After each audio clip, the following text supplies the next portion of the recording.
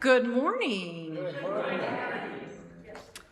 Welcome to this service of UU Amherst, a Unitarian Universalist congregation. We are so glad that you've chosen to spend your Sunday morning with us, as we know you have many options and obligations, and we're grateful to have you here with us. My name is April Starr, and I do various things in this community, but probably the most important one is that I am the finance clerk. So I do all the kind of day-to-day money things. Oh, and my pronouns are they and she. Our minister, Reverend Michelle Buhite, is on sabbatical until the end of August. Her evil twin is playing the piano for us this morning. Thank you, Rochelle Buhite, leading our service today. Oh no, y'all. Now we have another inside joke going. Leading our service today is the lovely Kim Diana Connelly. Yay. And she's going to offer a few words now. Good morning from me. If we haven't met, or we've met but you forget my name, which is totally cool, I'm Kim Diana Connelly. I have been a part of this congregation since 2010. I use they, she pronouns, and I am the proud mama of Simon and Tate, who both grew up in this church. Hello to all online and watching later. Thanks for being here. In my day job, I'm a law professor at the University of Buffalo. And outside work, I spend a lot of time volunteering in our Unitarian Universalist community, both here and regionally and nationally. So this summer gave me the opportunity to serve at both the General Assembly of our Unitarian Universalist Association and our Region's Summer Institute. So a few experiences I had there found their way in today's sermon. But it's good to be home.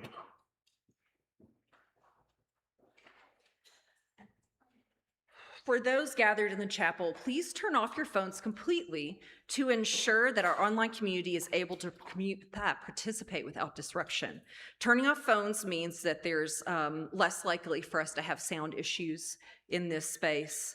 And if you need assistance hearing the service, we have assistive devices at the back of the chapel at the usher station. And if you're new to Unitarian Universalism or to this particular congregation, I invite you to relax, sit back, participate as fully as you're comfortable participating. You're welcome to move when we move or to be still when we're still, and we trust you to do what is right for your own body and your own spirit. In this space, in person and online, there are many identities. Not everyone experiences the world in the same way or necessarily believes the same things. What matters is that we keep love at the center of who we are and what we value. Whoever you are, wherever you come from, whomever you love, you're welcome here. And now we are going to gather ourselves together and open our hearts as we sing our first song this morning, which is Whoever You Are by Hal Walker. And the slides are on the screen for us to follow the words.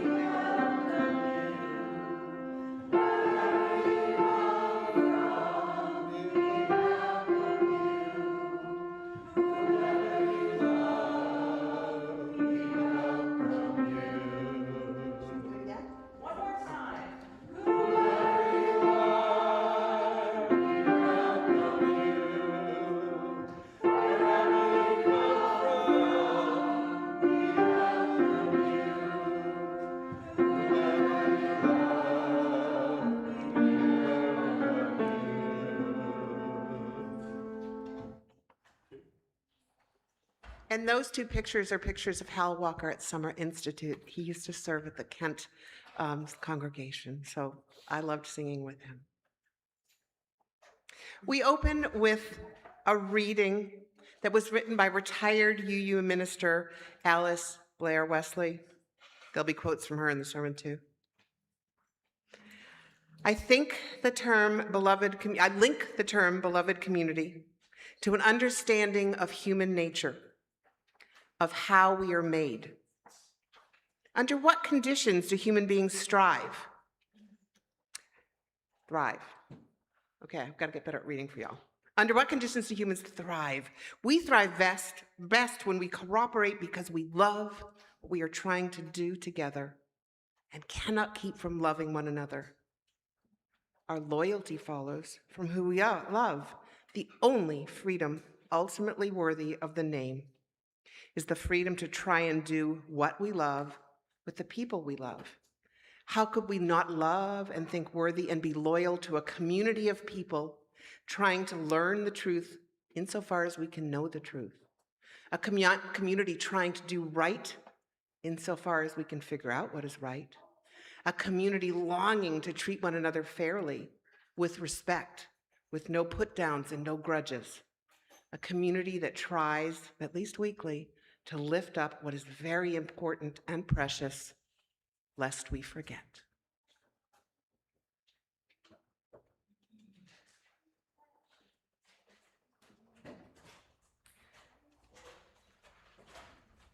Rose is going to help us this morning. Each week when we gather, we begin with the land acknowledgement. In this rite, we honor our connection to the earth, and we offer gratitude to the only planet in the whole universe that creates and sustains us. We pour this libation to symbolize our commitment to care for this precious home of our spirits, to speak and act on behalf of the earth, and to seek to partner with those who are indigenous to this place, that we and our descendants may also bless and be blessed. It is also our custom when we gather to light a chalice. The chalice is a cup or a vessel that represents the gathered community and is the symbol of our Unitarian Universalist faith. Please join me in our chalice lighting words. We gather this hour as people of faith with joys and sorrows, gifts and needs. We light this beacon of hope, sign of our quest for truth and meaning, in celebration of the life we share together.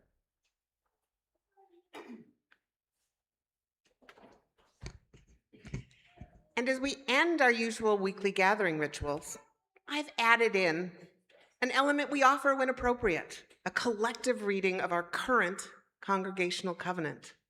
Please join your voices with mine. Together we promise to gather in compassionate community, to celebrate diversity of thought and unity of spirit, to seek wholeness of ourselves, our children, and our world. Thank you. And, Reverend Michelle is here, so let's sing again. Our gathering music is Becoming. It's from the new UU hymn, Sing Out Love. It was written by Reverend Mary Gregolia. Let's rise in body and spirit as we join our voices in song. I'll play the melody first, okay? Then it repeats.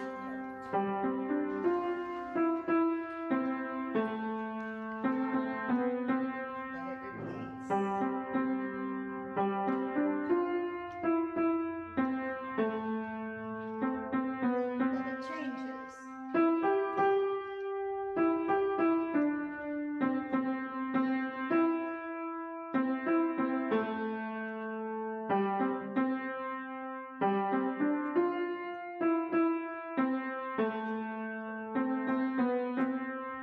Here we go.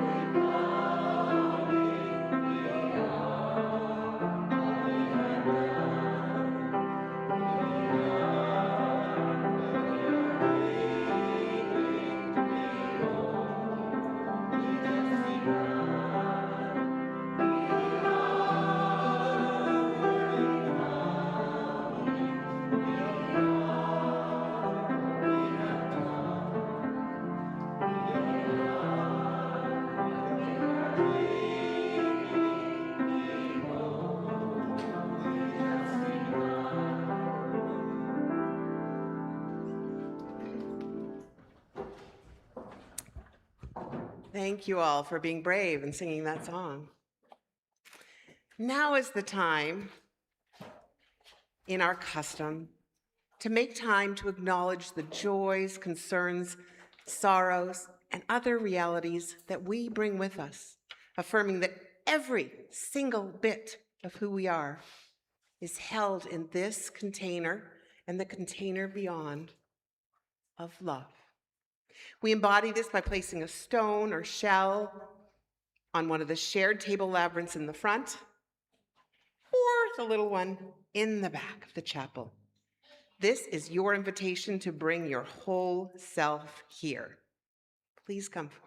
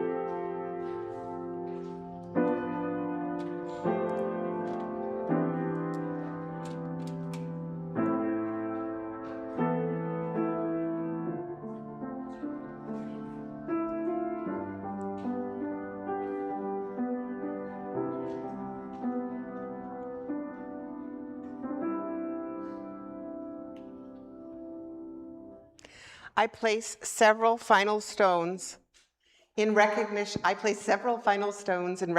of the joys, concerns, sorrows, and other realities of those who are participating online, either now or in the future.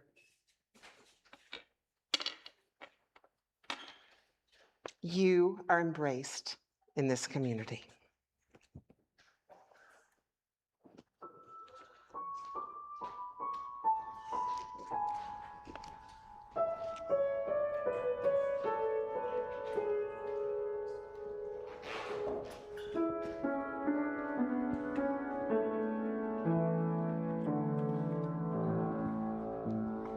All is joy.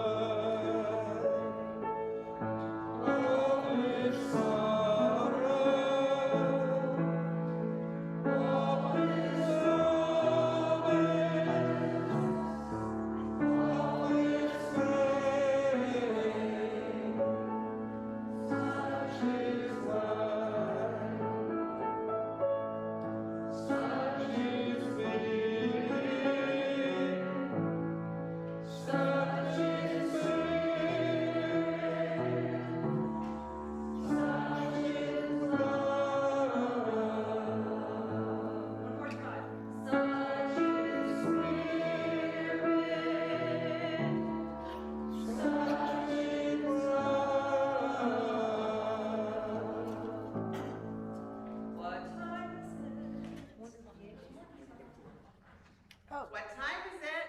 Wonderbox. It's Wonderbox time.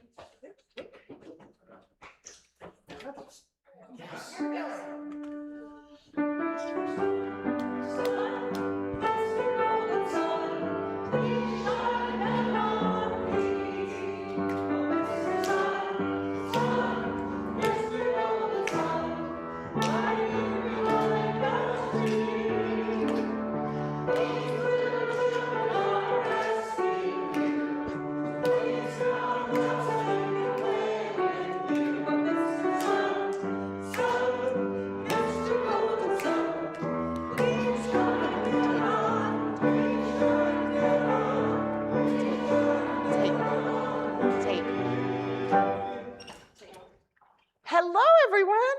Can you hear me? Excellent. Oh my goodness, what do you think is in the Wonderbox?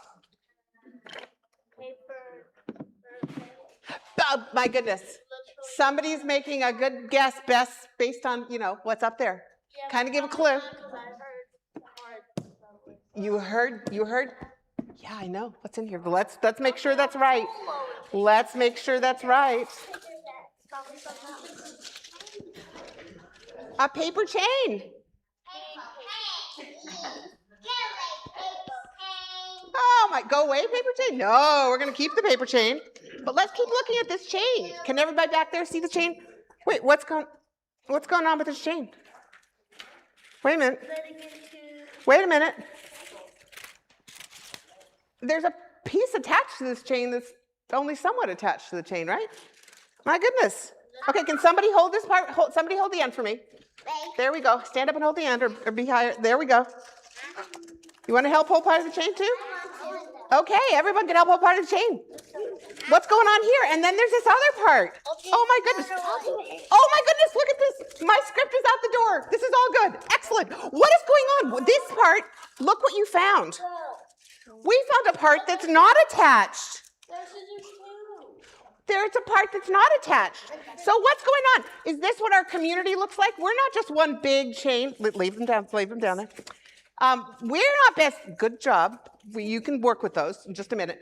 But this is what our community looks like. We're connected. But what about the people who aren't connected? What should we do? We should connect them. We should connect them. Right. All right. So who wants to help connect them? Me. Okay. A couple people. Okay, now. Got a paper. No, we're going to connect just one paper. Where'd the blue paper go? Oh, it's on the floor. Oh, it's on the ground. We're all good. Connecting is hard. So we've got two pieces. Now we need the extra piece. Where are we gonna, yep. Where do we want to attach it? Over there. In the middle. We've got lots of places we could attach it. Who wants to tape it? Me. Okay, we can have multiple people taping. This is a very interactive experience One here. at a time. We're gonna take some turns. This person back here in the black shirt. Why don't Do you want to take it? Yay. All right. You keep that because you're gonna use that later. Your pieces that you have right there. Perfect. And look at this. But wait a minute. Here's a piece of the chain that's not attached at all. Can we attach this one too? Yeah. I want to. You want to? All right. Where should we put it? Should we put it at the very end? I want to put it right here. You want to put it right here? We're going to do the scissors in just a minute. You can help with those. I didn't plan this as well as I should have. Who wants to tape it? Me. You want to help together, both of you? I can. All right. So this is our community. It's pretty. It's kind of messy, but it's connected. We're all connected now, right? We have to work to connect people, right? We have to make sure our community is connected and that nobody's alone and no little group goes over there and feels all alone. So we're all connected. But what happens? What happens when somebody does something that hurts somebody? What happens?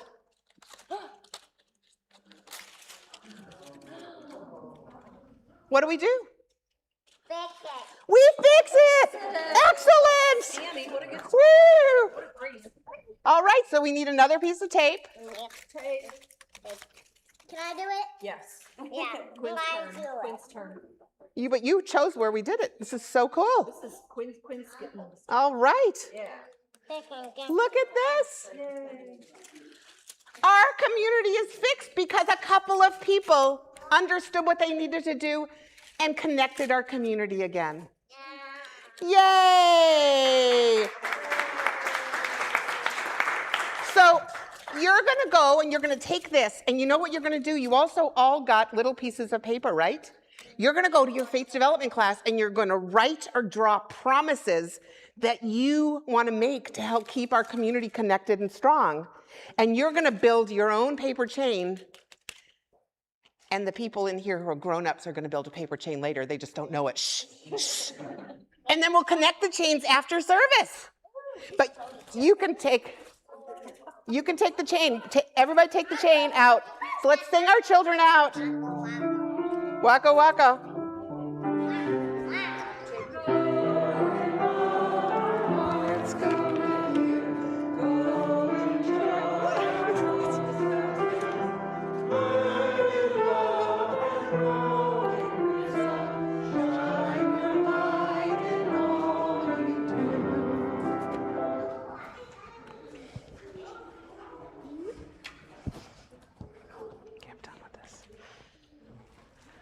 Singing.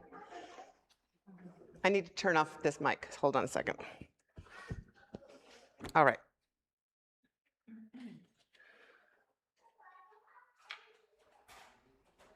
Well, that was quite an adventure. I had a whole beautiful script, and then they rewrote it for me, which is awesome and made it so much better, right?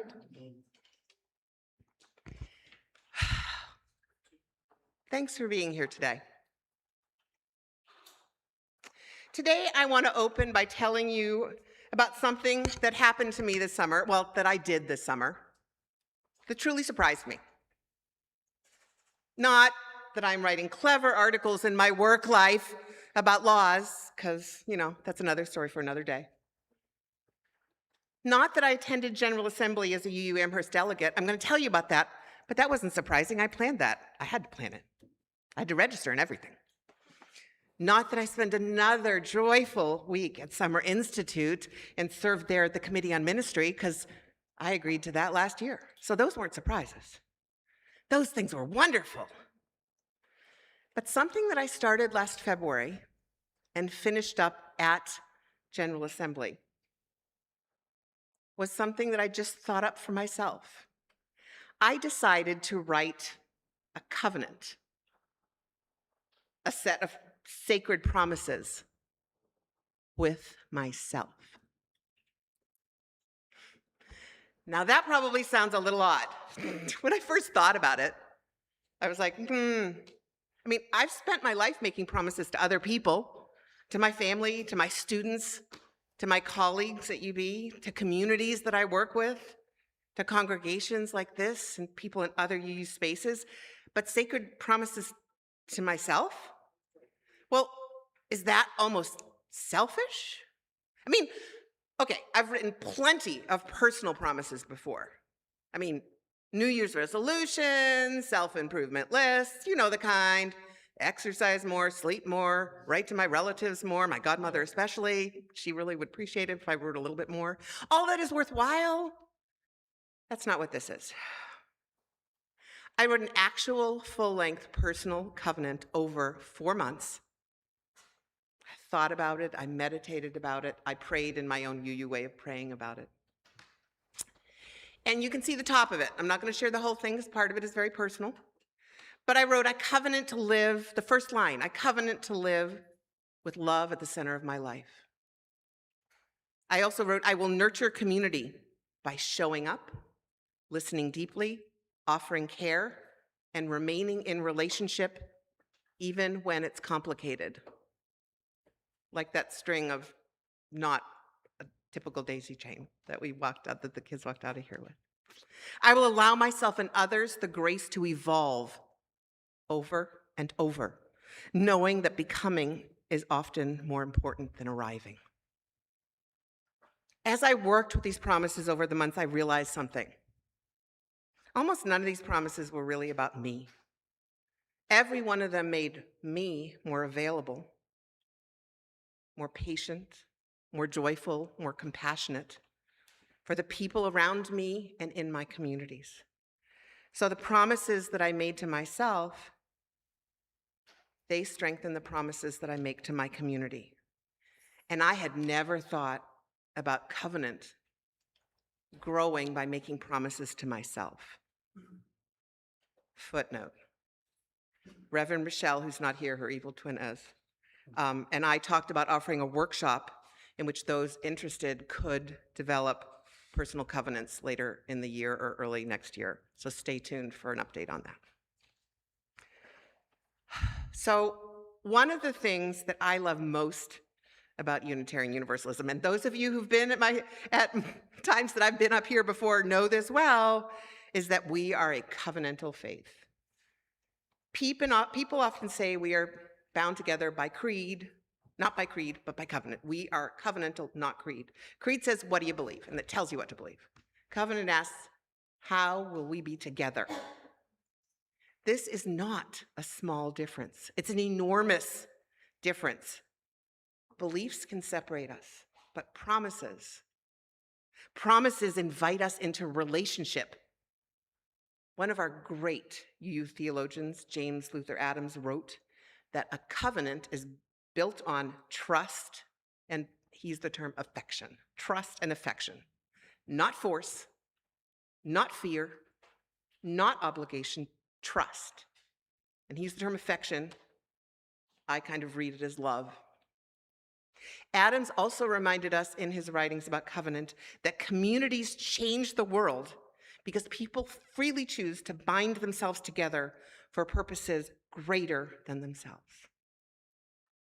Alice Blair Wesley, who I read a reading from at the beginning, who I've talked to you and read for you before, who is one of the most influential religious educators and leaders in our tradition, spent her working life helping congregations understand that covenant isn't something we frame and hang on a wall. It's something we practice. We practice.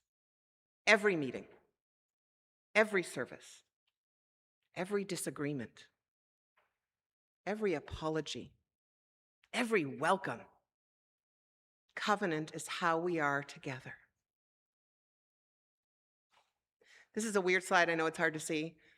There is this really, I was at a conference in Texas this week, and a professor from the University of Pittsburgh turned me on to this amazing podcast called Ologies.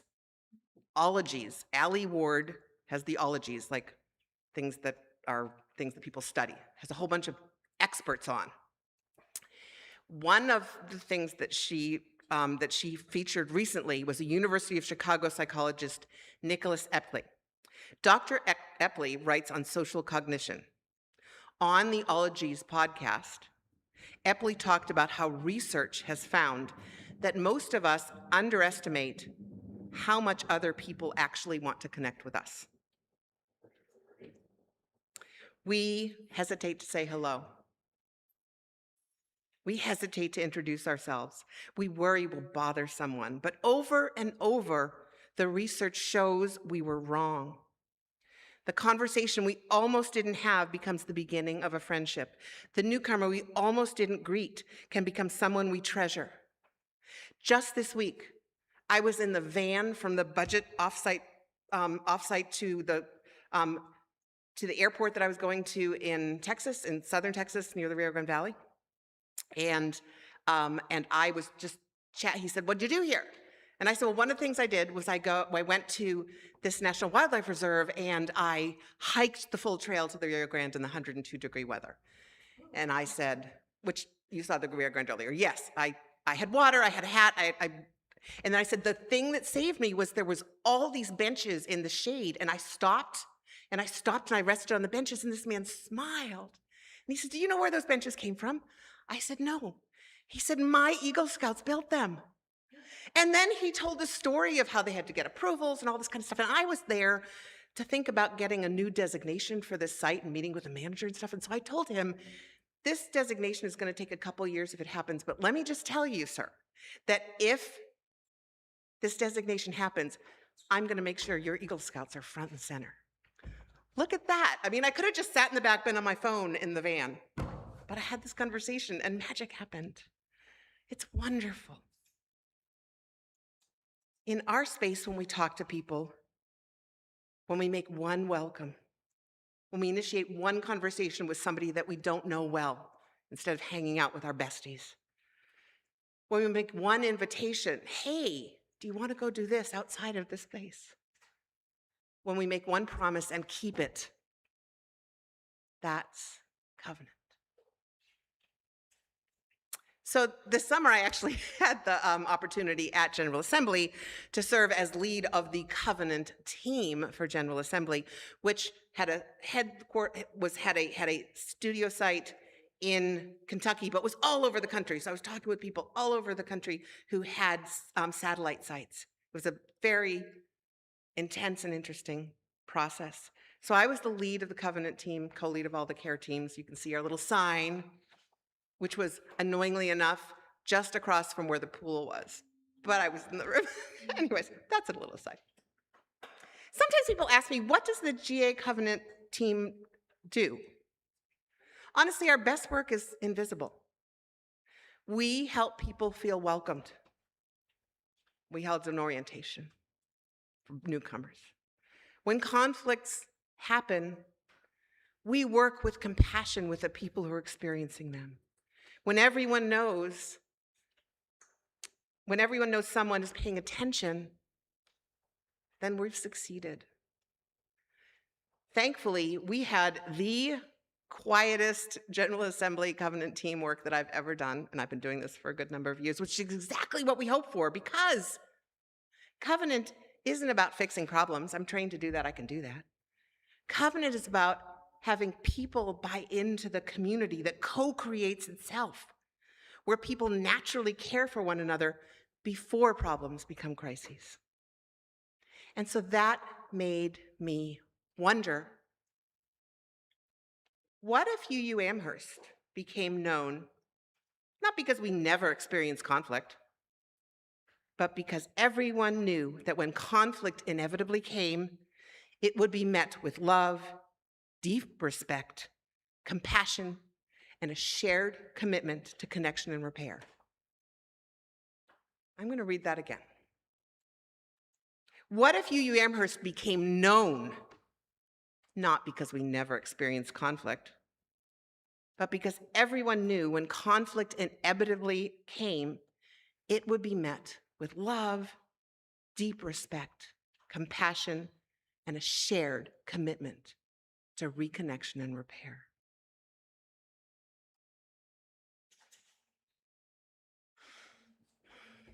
When General Assembly finished in Kentucky, I came home, unpacked for a little bit, and then repacked. And when I go to General Assembly, I take bins of stuff. So I repacked my bins. We have our family bins.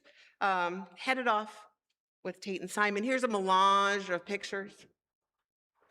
Summer Institute is held at Oberlin College. It's a gathering of the Central Eastern region and people who are other UUs or UU curious who come together, hundreds of us, for a week full of joy, music, laughter, morning worship, workshops, playing hooky and going somewhere else, hanging out, singing in the pub, all sorts of fun stuff. There's RE there, and the kids there's a picture of a SI rock. People get rocks from the ferry. There's lots of things that we call magic. We talk about SI magic. And if you've never been there, I'm kind of telling you things it's hard to explain. There's music drifting through the halls late at night. During the day, you're walking somewhere and there's children racing across the lawn, surrounded by adults, and not necessarily their own usual adults, but other adults who are making sure that they're safe. Strangers who become friends over a series of breakfasts. Conversations that start and then continue for years, 1 week at a time. Simple joy of singing, learning, laughing, creating, worshiping together across the generations, from the babes in arms and with the people using assisted movement. So this year, I spent much of the week with the Central Eastern Region's new lead, Tyler, helping run conversations, 6 different ones of those, about the future of Summer Institute. And one of the things we were asking people was, what do you value most about this space? People spoke about what they treasured most: belonging, true welcoming, intergenerational community, music, friendship, love, joy. If you want to see, I have lots and lots of things that we could, I have a slide that shows in a word cloud. And so people refer to this as SI magic, but I worked, so that's the next slide. So these were the things that we held. So we talked about magic, and I listened to these 6 sessions with people who'd been coming since forever, and people who were there for the first time, talking about why they were there, what they believed, what they were looking for in community.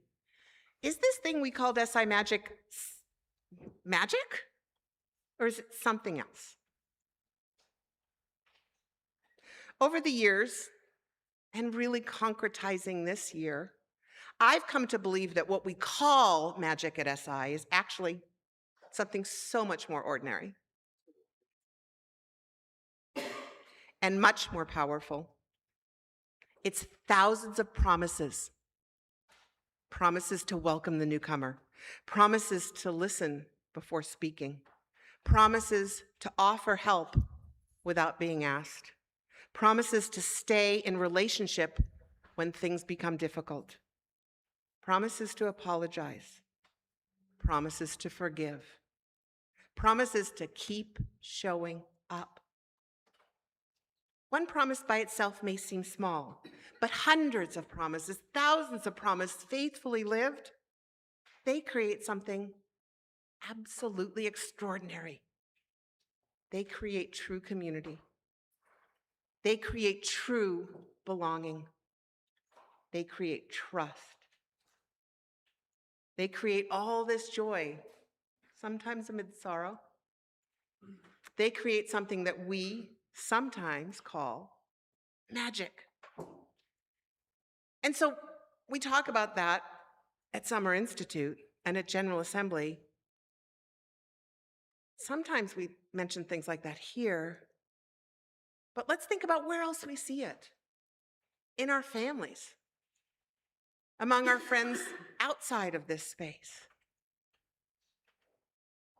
and in our community right here, our community online, the community of people who are connected with us, maybe not in this space today, but they consider themselves connected to this congregation. Communities are not held together by buildings or budgets or committees. I mean, those things are important. Thank you to those of you who do those.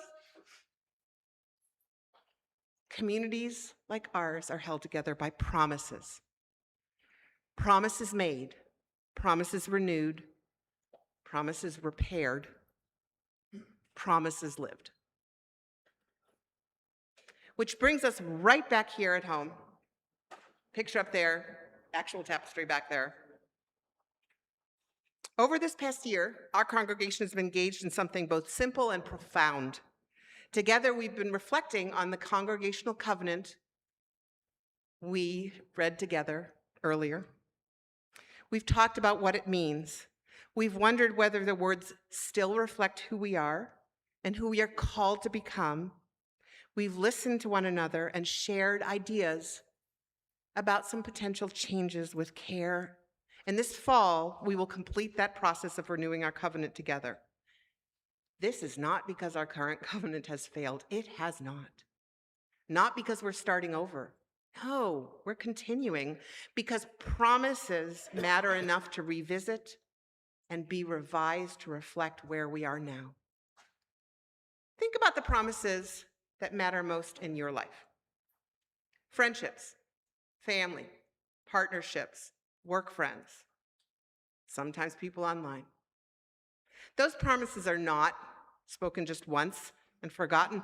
They're updated and renewed over and over again through the choices we make in a particular day and over the years. Covenant works the same way. It's not simply something we wrote years ago. It's something we must continue to choose again and again and again.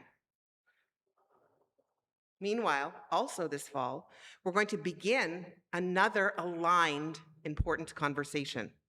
Alongside renewing our covenant, we'll begin creating something new together, a shared guide with a little more detail to help us when we fail one another. Because sooner or later, every community does. Sooner or later, there's not maybe as deliberate a cut as I made, but there's something in the chain up here. I'm hoping you'll go back with me to the time. We cut the chain, it fell apart, we put it back together. But every congregation experiences misunderstandings. Someone's feelings are hurt, and impact may not reflect intent. Someone feels left out. Someone says something they so wish they could take back. Someone leaves a meeting carrying a burden no one else noticed. That isn't evidence the covenant has failed. It's evidence that we're human. The question has never been, will we make mistakes? The question is what we do after we make the mistake. Do we turn away, or do we turn toward one another?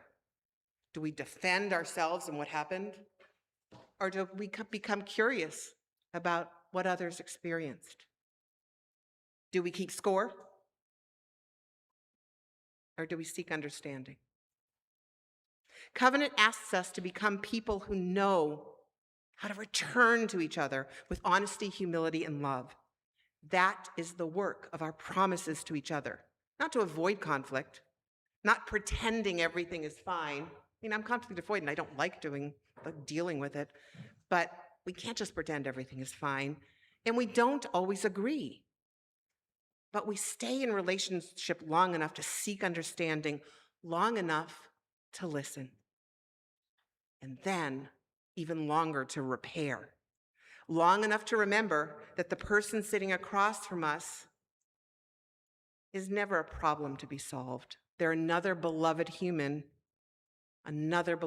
just trying, just like we are, to find their way.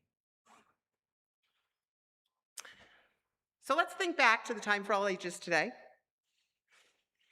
Remember? I know it's a long time ago. When you walked in, everyone got a simple strip of paper and a crayon. Do you still have it? Does anyone not have one? Can we bring, there's a couple people, Ray, keep your hand raised and somebody will bring you a crayon and a strip of paper. There's 3 or 4 people who need them. So, those of you online, please follow the instructions and write in the chat if you're live online, and a person will translate it to one of these strips. People watching later, please imagine or jot down your ideas to help you feel connected. On your slip of paper, I invite you to write a few words of a promise. A few words of a promise. Not a promise to be perfect, not a promise to never disappoint anyone, just one positive promise that you want to help shape the person you are becoming in this community that we are becoming together. Perhaps it's listening more deeply, being more courageous, doing more welcoming of newcomers, assuming good intentions, speaking honestly, speaking kindly, asking for forgiveness when you've done something that hurt somebody, offering grace, keeping showing up. Or perhaps, like me this summer, it's a promise to yourself that will ultimately strengthen the promises we make to one another. So I'll give you a minute to think and to write your promise on the piece of paper, should you choose. If this is a really weird thing for you, that's okay, you don't have to, but I'd love for you to. Because we're gonna then come up and make our own daisy chain in the front. So take just a minute and write.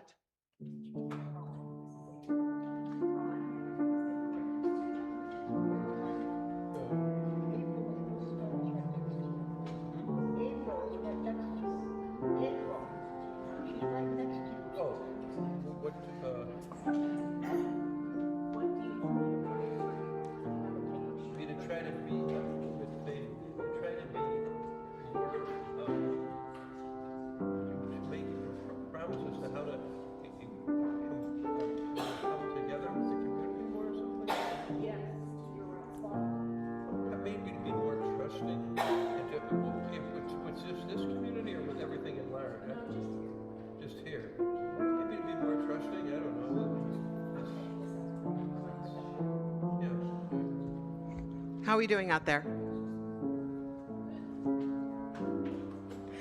Your one promise alone is important, but linked together, our promises become stronger. They become a visible reminder that none of us creates beloved community alone. We do it together. One promise, one act of welcome, one conversation, one apology, one kindness, one repair, one link at a time. Not the words we just write today. Let's hope they become promises we live. And so we're going to come up together, come up in like organized lines like you're coming up to do the labyrinth, and then you're going to get help from people who are going to help us tape these all together. All of our promises into one big link. The kids are doing this in faith development, and we're going to link them together afterwards, after the end of service. So please come forward with your sheets of paper, or if you want somebody to come get yours, we can do that too. Just raise your hand.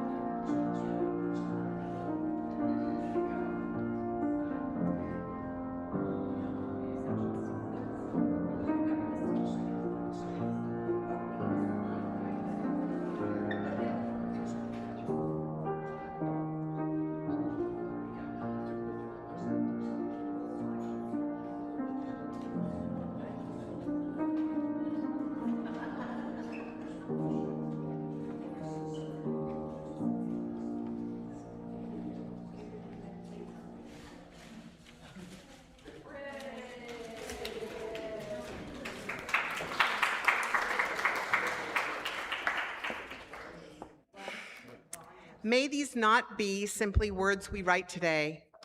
May they become promises we collectively live. May these promises continue to make us a congregation where love is at the center, where everyone belongs, and where repair is always possible, and where together we can continue creating beloved community. May it be so. Ashe, blessed be.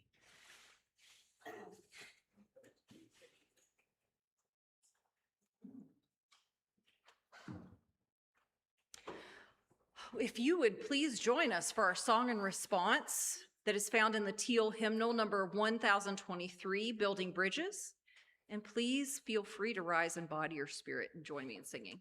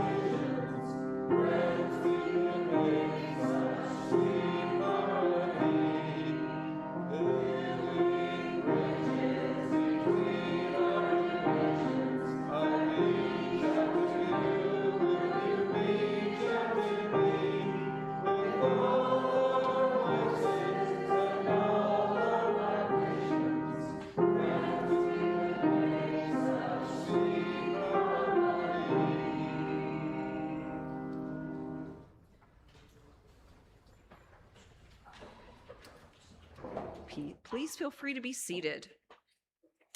As our service draws to an end, our service to the world is ready to begin.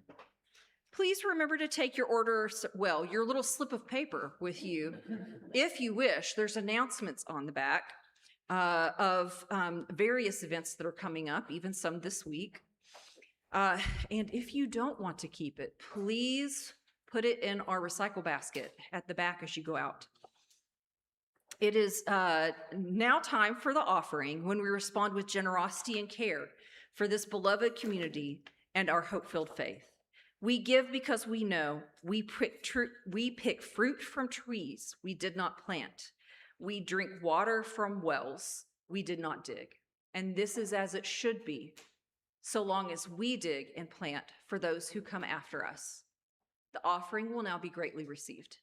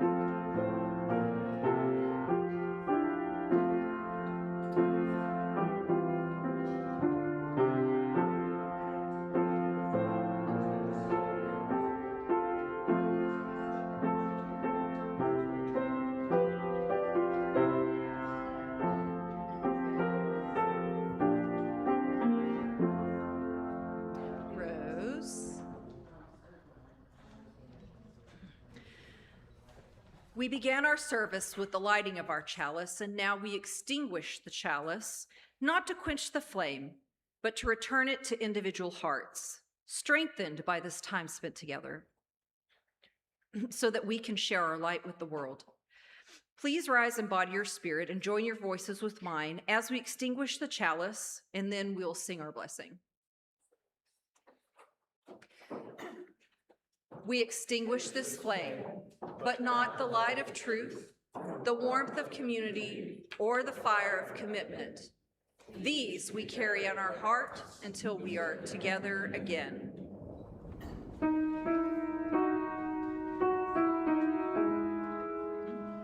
Travel light and travel easy till I see you once again. Travel light and travel easy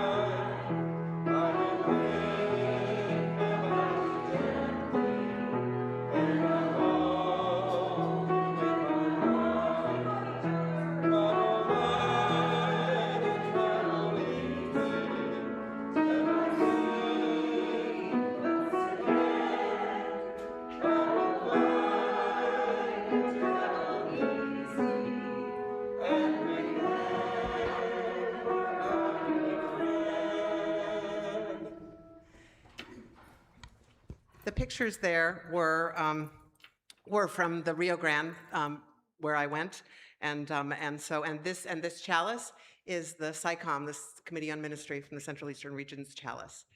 So thank you for being here.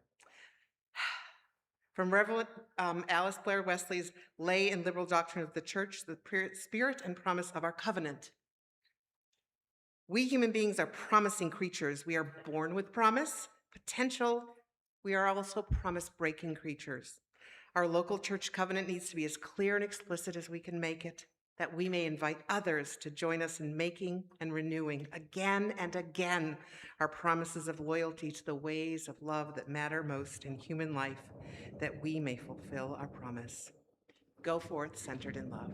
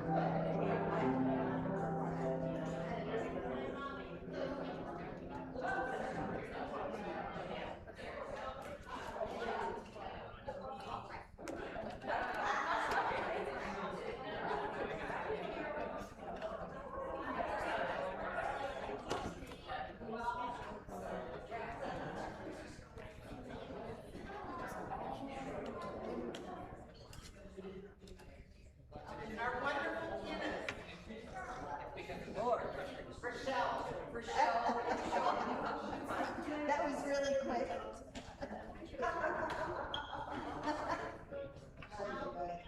Very lovely.